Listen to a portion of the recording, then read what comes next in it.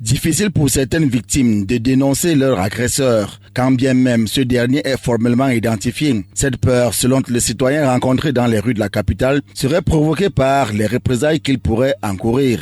S'il a remarqué la personne et que la personne l'a aussi remarqué, quand tu vas le dénoncer, tu as peur que peut-être la personne revienne, peut-être t'attaquer ou te faire du mal, peut-être à ta famille, à tes proches, un truc comme ça quoi. Bon, ce qui peut pousser quelqu'un à ne pas dénoncer son agresseur, ça peut être que l'agresseur vous maîtrise.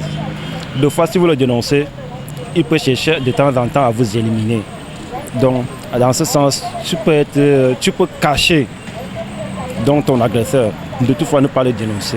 Le fameux retour, expression utilisée pour évoquer la vengeance, créer la psychose qui fait perdre toute raison. La peur de faire du mal à l'autre, puisque on dit dans la Bible, on ne rend pas le mal par le mal. Parfois, c'est aussi l'effet que chaque fois tu connais bien la personne, tu ne t'attendais pas à ce que la personne ne fasse des actes, des mauvais actes vis-à-vis de toi. Donc, si la personne vient vous demander pardon, vient me demander pardon, je peux ne pas dénoncer la personne. Mais franchement, si je connais, si j'ai eu vraiment mal, je dois dénoncer. S'il t'a agressé, il t'a pris quelque chose, c'est peut-être du matériel. Bon, pour une personne normale, il ne faut pas s'attarder sur le matériel. Maintenant, si tu ne dénonces pas la personne, c'est pour dire par exemple, voilà, tu essaies d'éviter les problèmes.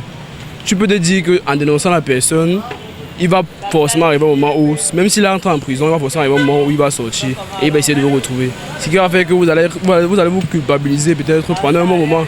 Vous allez rester avec la peur et tout ça. Or, si quand il vous agresse, vous laissez couler, si ce n'est pas trop touchant, voilà, vous allez pouvoir rester assez tranquille.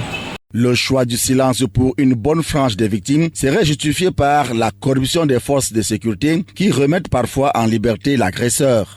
Si tu peux le dénoncer, mais la loi n'intervient pas aussi à un certain temps. On peut ne pas suivre votre dossier.